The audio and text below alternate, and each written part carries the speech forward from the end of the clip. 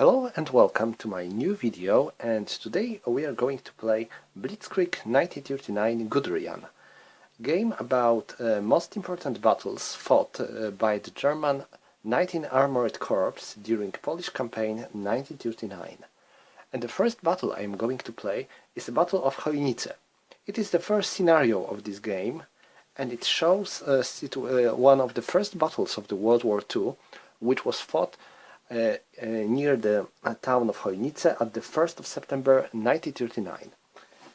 I guess that little of you may know where Chojnice is, so here we have a battle. Here we have a map of the northern Poland in 1939. Here is Danzig or Gdańsk. Here is Baltic Sea, and Chojnice are here. So it was one of the towns located in the Pomerania corridor, as it was called, and it was defended by the Army Pomorze. While in this particular area, Polish units were not very big. We only have 2 Polish battalions and 1 cavalry regiment. And there is also 1 company of Polish reconnaissance tank coming later as the reinforcements. As for Germans, we have 20 motorized division with the 3 infantry regiments, artillery and the other supporting units, and the armored train Panzerzug 3. It is pretty interesting thing that this armored train actually entered the Poland a few hours before war started. It was disguised as passenger train, and it entered Poland through the railway and stopped at the station Nowa America, New America in English. Its goal was to capture this railway junction here, but it was quickly attacked by the Poles and almost completely destroyed. Only the coming of the German motorized unit helped German armored tank and armored train and save it from almost certain destruction. The whole battle was rather one-sided because Germans have numerical advantage, while it is known because of the charge at Krojanty. During this battle, as German progressed west, because the German attempt was to cut off Poles at the Pomerania corridor from north and south, Polish cavalry also stepped back, and near the town of Krojanty, Polish cavalry soldiers performed a charge on the surprised German soldiers. Poles actually managed to win, but soon after, German armored vehicles entered the battlefield and literally massacred Polish soldiers. A battlefield with a lot of Polish cavalrymen being killed was later shown in many German propaganda materials, and Germans lied that it was a Polish suicidal charge on the German tanks. While, as you can guess, it was nothing like this. Polish cavalrymen charged on the German infantry, while armored vehicles appeared on the battlefield later. This is not a very big battle, because you can already see a whole map with a limited number of the units, so it is quite good to start with this game. As for victory conditions, each side gains 1 victory point for each hex with buildings. So we have some mostly villages and towns here, with only 1 city hex, which is here in the Chojnice. So Germans have to progress and to push Poles away from these towns, and to even maybe destroy all of them, because Germans also gain instant victory if they would manage to destroy all the Polish troops. As for special scenario rules, we have to treat all the clear terrain hexes as a raw terrain. This is a special scenario for this battle only, so all these hexes with clear terrain are actually raw terrain. And next, we should ignore supply rules for this battle, This is one of the another special scenario rules. And as for the other rules, this scenario takes 2 days, and in this system each day takes 3 turns, 2 daily turns and 1 night turns.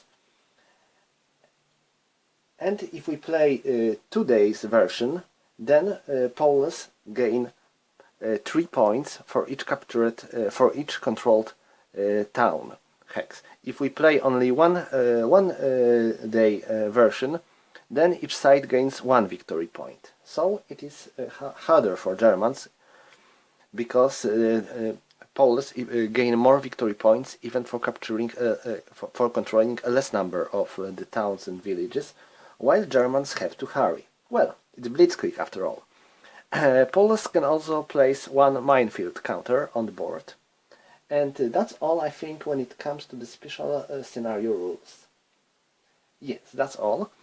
Also, I think I should say that this game is a part of the system called Battles of the World War II. It is one of the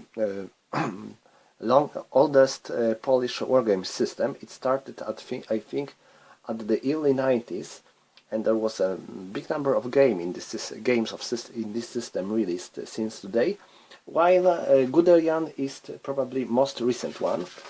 You can see covers of some of these games here. And like I said, this system isn't something very easy. There is a lot of small rules for the certain units, because we are using company battalion scale. So you can see that most of the Polish infantry units are in the companies, while German units are in the battalion. Same goes to Polish cavalry. It is in squadrons.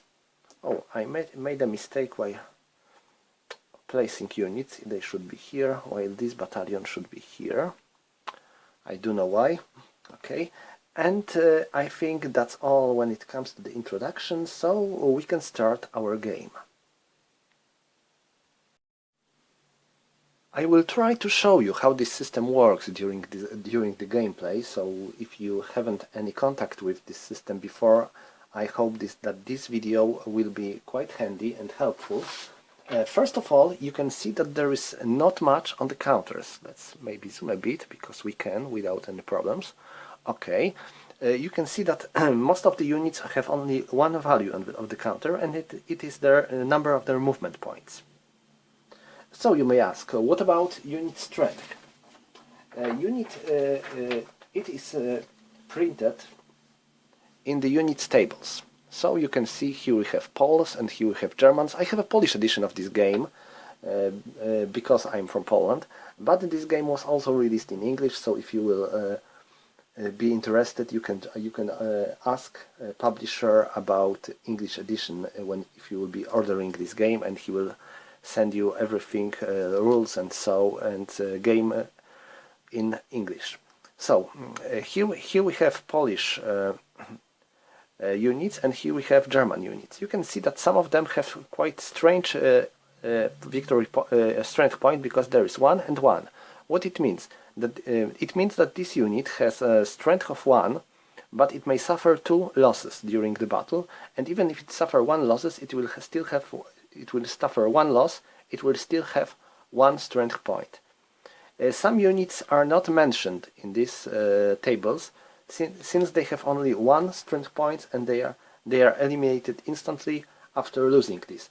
This is particularly true to this anti-tank platoon. It is not a very big in number. I believe it had only 2 guns, so it is very vulnerable to losses, so it can be destroyed after a single combat quite easily. You may also notice that some of the units have some more values here.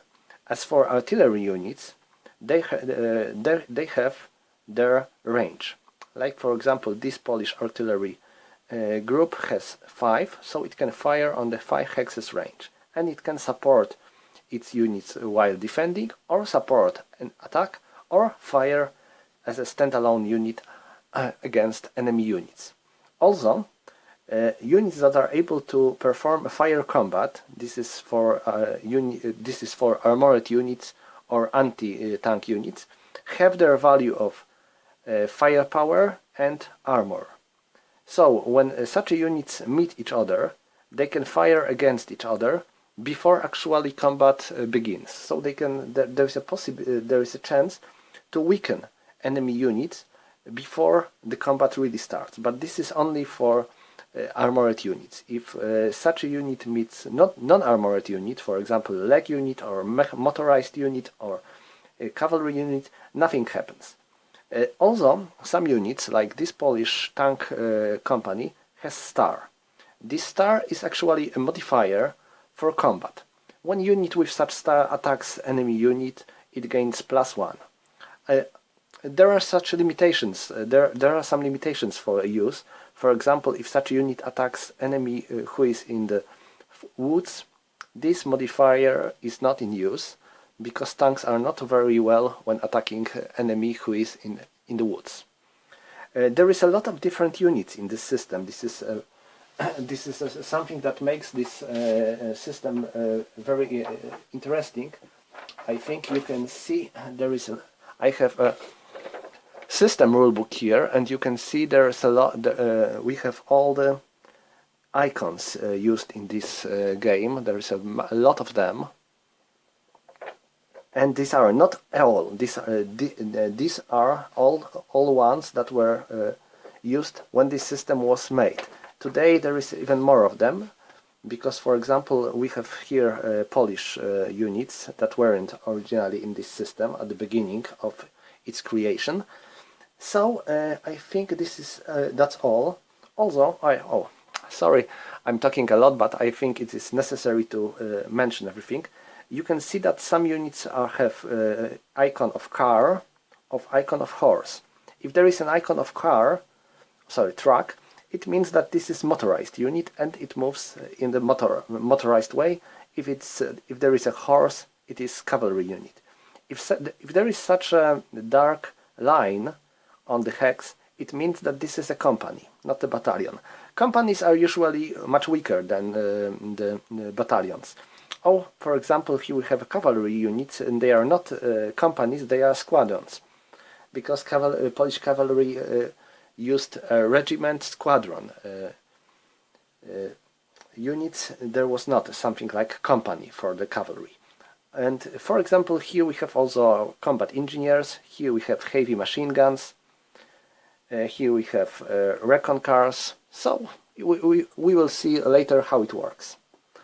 I think this is everything I should talk at the beginning of the battle, and we can move to the game itself. There is actually 16 phases in each turn, but don't be afraid, since most of these phases aren't used in many games. Because, for example, we are starting with air phase. We have no air units in this scenario, so we can skip it. Next is airborne phase. We don't have airborne units, so we can skip this phase as well. Next there is artillery barrage phase. And in this phase, attacker, and also called as player A, so German player for us, may use his artillery units to perform a barrage on the Polish units. I'm not going to make it, because I want my artillery to support any combat directly, instead of performing a barrage. Next is naval assault phase. This is also something we can skip, because we have no sea and no assault. Of course we have some lakes here, but well, we don't have any naval units in this scenario. And finally we have a movement phase. So in this phase, attacker might move his units paying with their movement points. So let's start our movement. So what I'm going to do first, you can see that Germans are actually divided into 3 separate groups. Each contains 1 infantry motorized regiment with some artillery support, and this one has also reconnaissance unit and combat engineers unit. These guys are motorized units, so they are much effective when moving down the roads, but they are slower when they move in any other kind of terrain. And as you remember, we have road terrain here, so we have to check. Motorized units pay 2 of their movement points while moving down the road terrain, and here we have roads, and black ones are secondary roads while grey ones are main roads. So I'm moving this, I have 3 battalions here and I'm going to move them as a stack. So 2, because there is a road terrain, 4,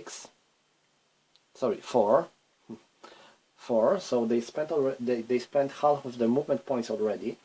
And next they are on the secondary road, and for the secondary road they pay half of their movement point. So 4, 5,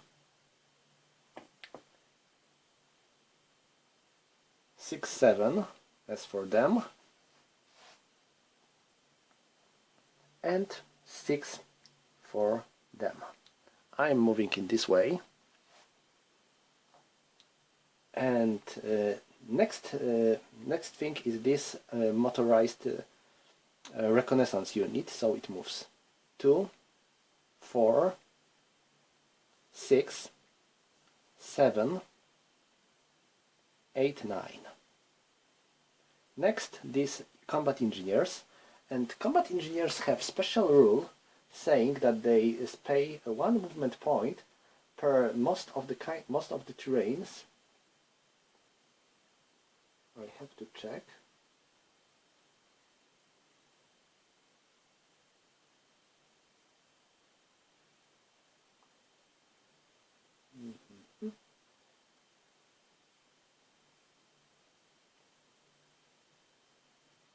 No, they move normally. Okay, because they are motorized units, so they 2, 4,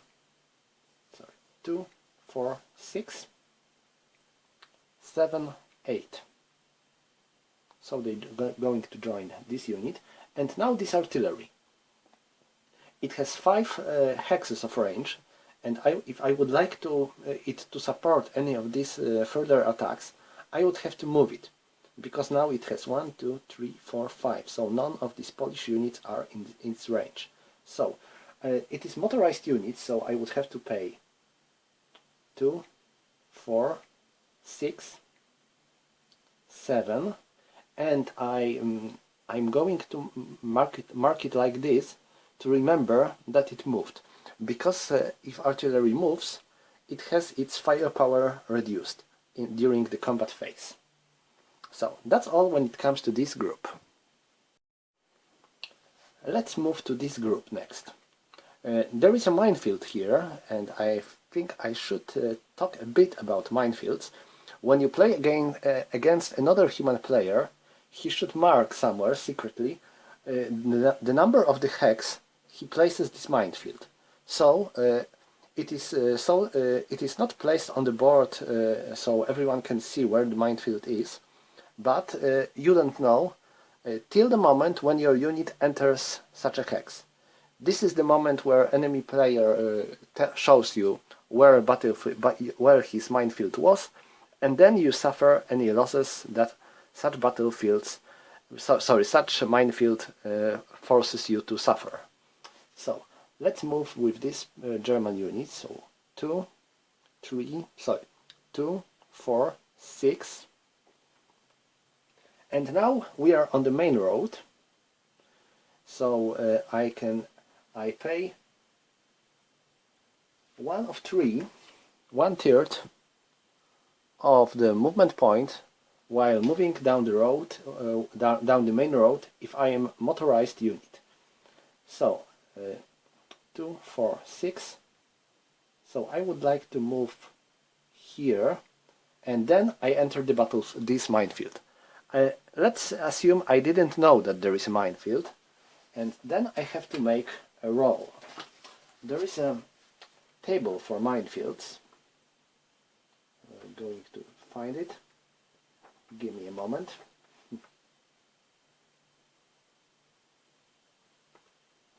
where it is.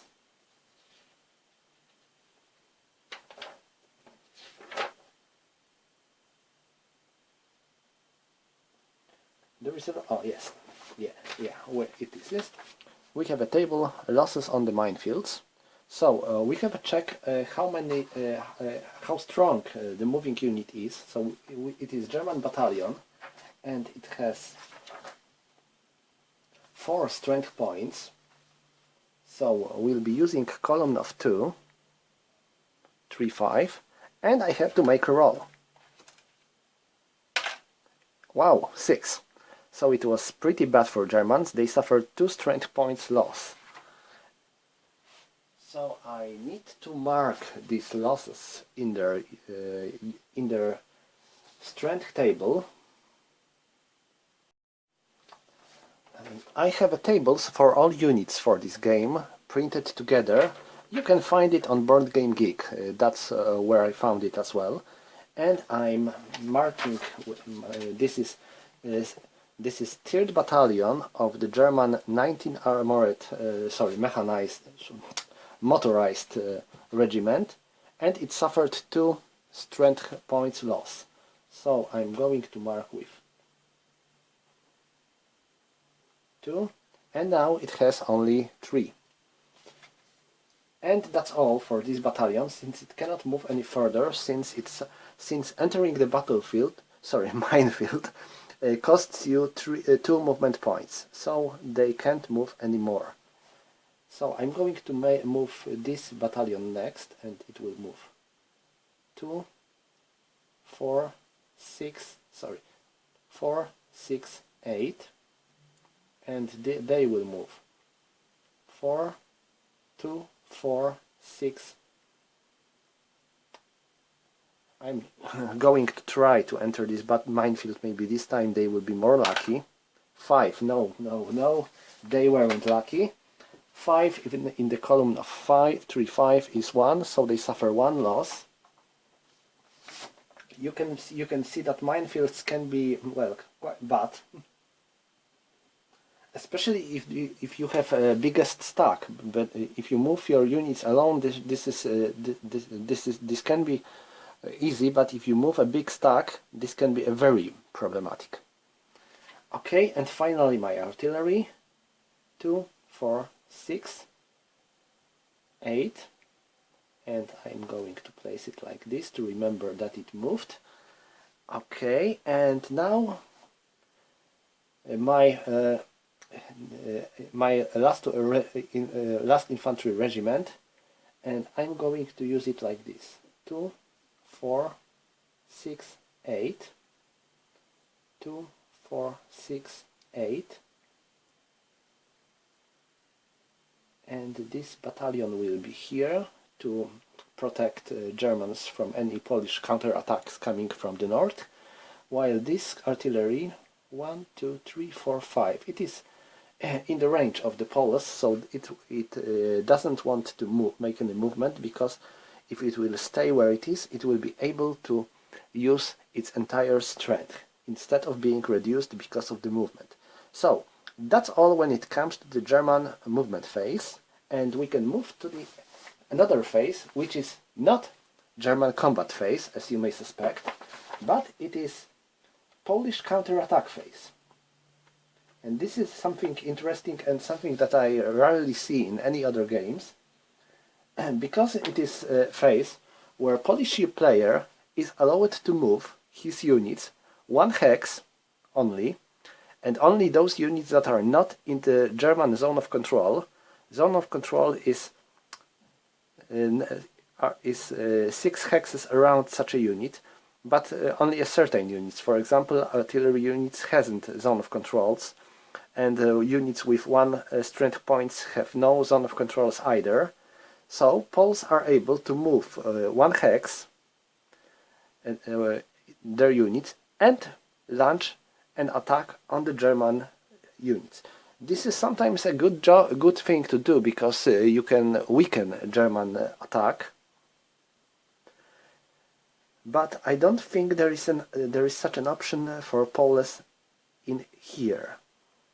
No, I don't think there is. because no Polish units are strong enough to make such a move and then attack. So I will skip this phase as well and move finally to the German combat phase. In this phase, German units have to attack Poles if they have Polish units in their zone of control. Yes, they have to. They don't have to. They cannot choose if they want to attack. If they don't want to attack, they have to. There is only one situation when attackers units doesn't have to attack enemy units. If they are entrenched. In this scenario, all Polish units start as entrenched. Like for example here, this marker means that this unit is entrenched, and if unit is entrenched, it doesn't have to attack during the attack phase. Otherwise, German unit has to attack. So I'm going to launch my attacks, and I think I will start here. And what I have German motorized regiment, reconnaissance battalion. It has 4 strength points. And I have German infantry regiment battalion. It has 4 points as well. So I have 8 points against Polish cavalry squadron. And Polish cavalry squadron has 2 movement points, sorry, 2 strength points. So I have 4 against 2, so it is 8. And now modifiers. Germans have 1 star, so they have +1, so they have 8 against 2, it is 4 to 1, and now because of the star they have 9 to 1, and Poles are entrenched. And unit which is entrenched gets additional +1 modifier, so we have 8 to 1 again. And since it is raw terrain, I have to check if raw terrain gives us something. Yes, it gives -1. So we are going to use 7 to 1 column in the combat table. It is here. So we'll be using 7 to 1. And I'm going to make a roll with 2d6. I rolled 4. It is 4 in 7 to 1, it is B3. It means that defender has to retreat 3 hexes away. 1, 2, 3. And attacker is able to perform a pursuit. And there are 2 types of the pursuit. First, you can just move on the same road as enemy, just like I did here. But you can also do something else. You can step back from this road, and you can move only 1 hex away of this road. So for example, I was here and Poles retreated 1, 2, Poles were here and they moved 1, 2, 3. So I am able to make 1, 2, 3 movement, or 1, 2, and for example 3. This is such an option as well, but I'm not going to make it, I'm going to pursue it, Poles. And then I have to check losses, because there is separate roll for combat result and separate for losses. I have to check the strength of the attacker. It was 8, so I'm using 6, 10 verse, and then I have 1 plus 1 because of the star, -1 because enemy was entrenched, and -1 because it is raw terrain. So it is 4-5 column verse, and I'm making a roll. I roll, wow, 12, so this is extremely lucky result. Defender suffers 2 strength point loss. So I have to check a Polish unit. It was 2nd squadron of the 18th Cavalry Regiment, and it suffers 2 losses. So this is very bad for Poles, because these cavalry squadrons are very weak and vulnerable. So I'm going to remove 2 strength points from them. And now I have to make a same roll for Germans. Poles have 2 strength points. They have +1 because of the entrenchment, +1 because of the raw terrain, and -1 because of the enemy star. So they have 4 and 5, and I roll 5, and 5 means no effect, so Germans suffered no losses. And that's how combat is resolved. So there is some bit more of dice rolling than in many other war games, but I think this makes it situation interesting, because you can actually force enemy to retreat, but it doesn't mean that he will instantly suffer heavy losses. He might just step back and avoid any losses, but he may suffer some losses as well. And next combat is going on to be here. Now, how many German units I have here? I have 2 infantry battalions and 1 combat engineer battalions. This means I have 12 strength points against Polish 2 strength points. But I am also going to use my artillery of this group, because this one is going to support this attack. 1, 2, 3, 4, 5. It can support it. Okay. So this artillery moved. So its strength is halved. And it has 5 strength points. So it is halved and rounded up. So it has 3 strength points. So I will have 15 strength points against 2. 15 against 2 is 7, because we are rounding down. So we have 7 and modifiers. Germans have combat engineers. If you have combat engineers, you have +1, so we move to the 8-1. And Poles are entrenched, so we have 7-1, and they are in the raw terrain, so we have 6-1. So die roll is made. I rolled 8, and it is B2. So defender has to retreat 2 hexes away. So that's what Poles are doing. And 1, 2, 1, 2, and they will just move 1 hex. It is possible for you to declare that you are not going to move as far as enemy, but you can stop earlier. And now we have to count losses.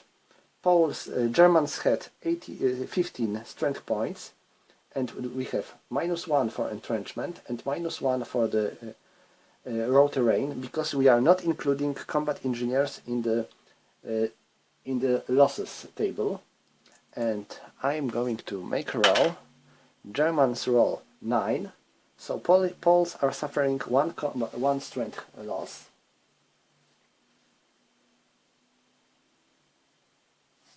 This is first squadron.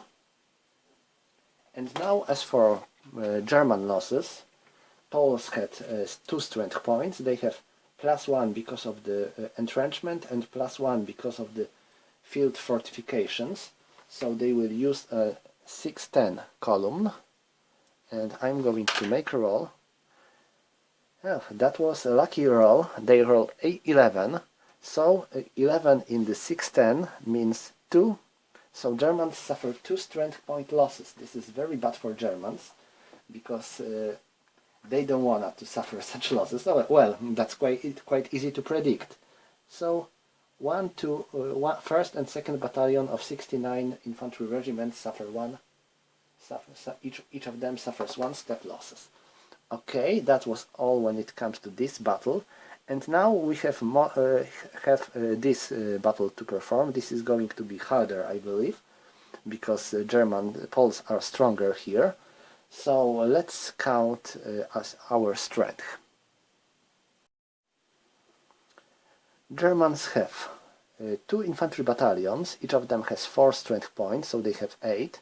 And they have this artillery unit, which moved, so its strength is halved, so it has 3, so they have 11, and they are using this artillery unit, which didn't move, so it has its full strength of 5, so we have 16 strength points. This is good.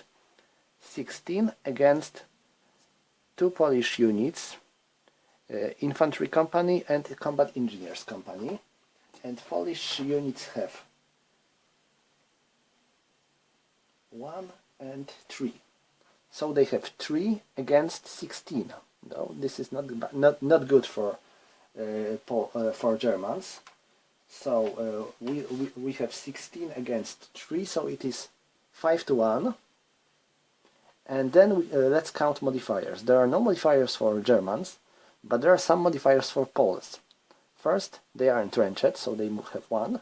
It is 4. And next, they are in the city. You can tell the difference between these red buildings that are, well, stone buildings more, and between these hexes like this or that these are villages. And towns gives us +2 for the defender, so we have 1, 2. So we will be using column 2 to 1. And there are combat engineers as well, but they are only used in attack, not in the defense. So I'm going to make a roll with 2 to 1 result. It was quite good. It was quite good because Germans rolled 5, and 5 means B1. So a defender has to retreat 1 hex. And so they cannot retreat here because there is German armored train here, and it has and you cannot enter enemy zone of control during retreat. So they can only retreat here or there, and they decide to move here. So Germans are capturing 1 hex of the Chojnice. And now I have to count losses. Germans have had 16 strength points. So they will be using a column of 16, 20. And now, -1 because of the entrenchment, and 1, 2 because of the city, of the stone buildings. So we have 4, 5. And I rolled 9. So Polish are suffering 1 step loss. So Polish combat engineers suffering 1 step loss. And now German losses. Poles had 3 strength points and 1 for entrenchment, 1, 2 for the town, for the city. So they rolled 8. So Germans suffer 1 step loss. Okay, this is still not something very problematic for Germans. And their evil plan to capture one of the hexes of Chojnice worked. Because if by any chance Poles would manage to keep all 3 hexes of the Chojnice till the end of the day, they would win this battle. It is not very easy, but some miracles might happen. This is war. Everything might happen during the war. And finally we have 1 last combat, which is here. Because this German armored train has this Polish artillery in its zone of control. And I think this is important to say that because this Polish artillery is in the zone of control of this German train, it wasn't able to help these Polish defenders of Chojnice. Because normally artillery is able to support defense as well, just in the same style as it supports attack. But because it was in the German zone of control, it wasn't able to do so. And next, because you can see that each of these units has its firepower and armor, we have to perform a fire combat between these units. Because, of course, guns are able to damage armored train, and armored train has some guns that are able to damage guns as well. So let's first check how many strength points this unit has. And German Panzerzug III has 3 strength points, so it can fire only once, because you can fire for each 3 strength points you have. So for example, if unit has 9 strength points, it can fire 3 times. If it has 4, 5 or 6 strength points, it can fire 2 times. Now this unit can fire 1 time. It has firepower of 2. Polish armor is 1, so it can fire with +1. We will be using fire table, but there are some modifiers, because Poles are in the entrenchment. So we have 2 minus 1 is plus 1, and because of the entrenchment, German firepower is 0.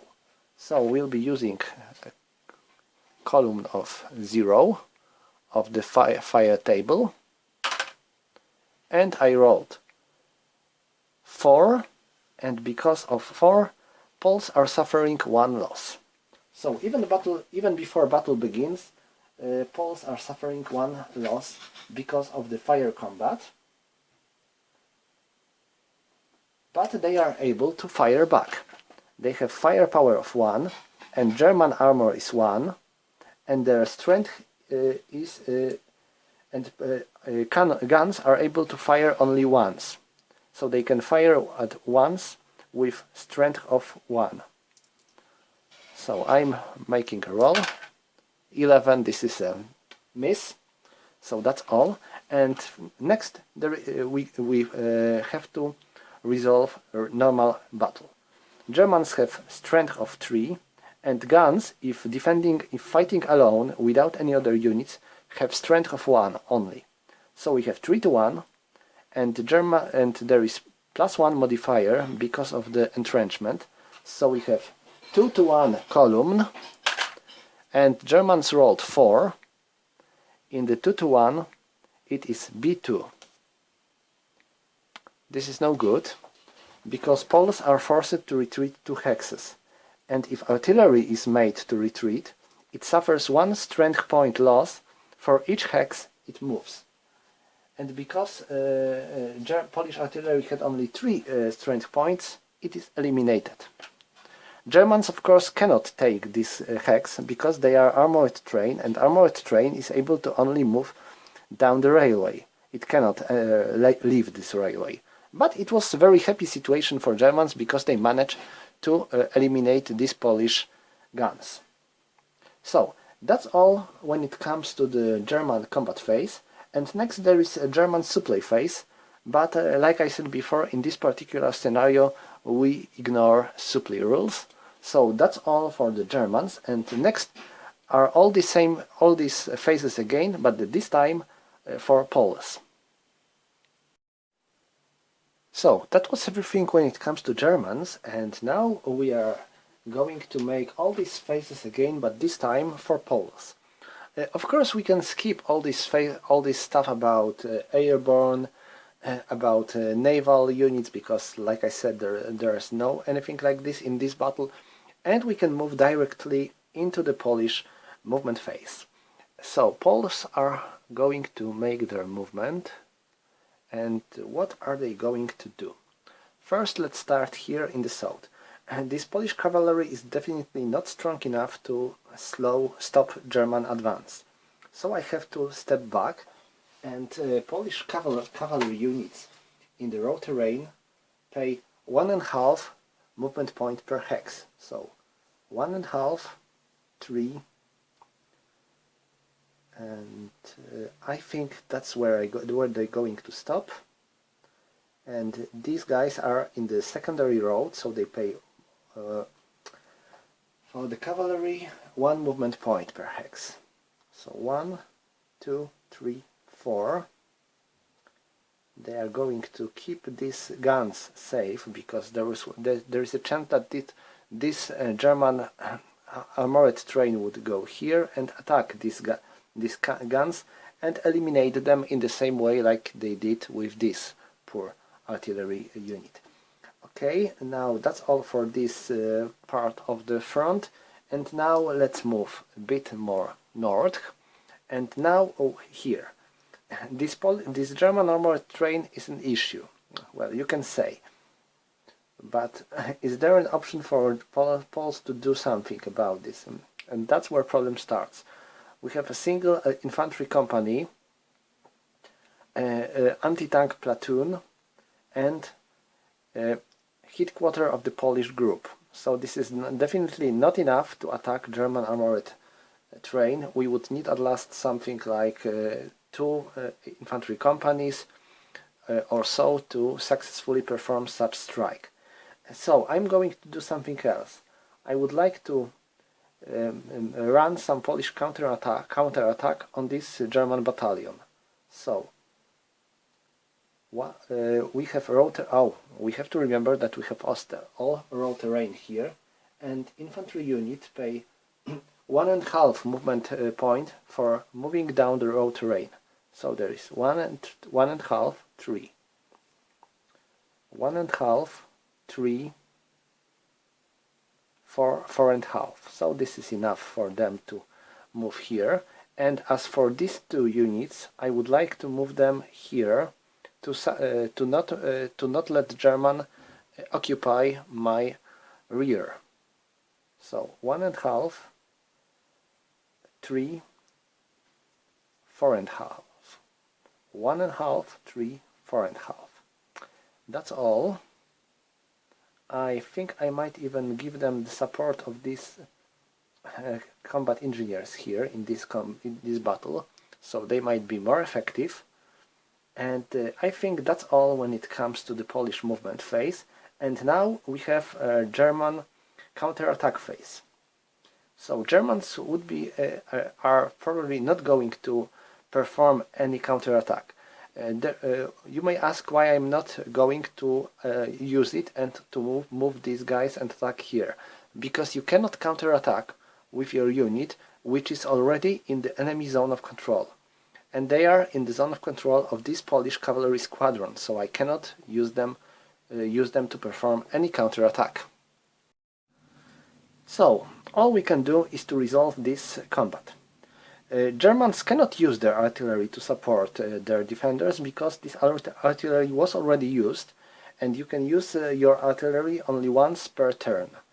So this artillery supported German attack on Chojnice, so it cannot support German defense now. So Poles are attacking. Let's calculate the odds. Poles have 2 infantry companies.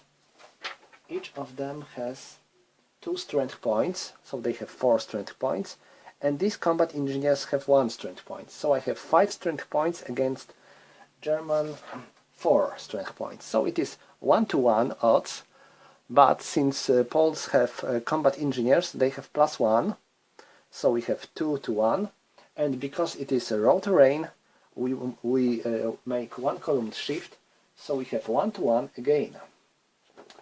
So let's make a roll to see how Germans made it. I rolled 6, and 6 in the 1-to-1 column is nothing. So each side remains where it is, and no one is retreating. And next I have to calculate the losses. Poles have 5 strength points, so they will use column of 4-5, and they shift 1 up because of the raw terrain. So it's 2 and 3, so it is 5. So there was a little chance for them to make Germans suffer any losses. And now Germans have they had 4 strength points, so they have 4-5 +1 because of the raw terrain. They rolled 9. So Poles are suffering 1 strength point loss. So it wasn't very successful counterattack for Poles. Okay, and that's all for the Polish combat phase. I think yes, because these units are all entrenched, so they don't have to attack Germans. Same goes to this cavalry squadron. It is entrenched as well, so it is not forced to launch attack.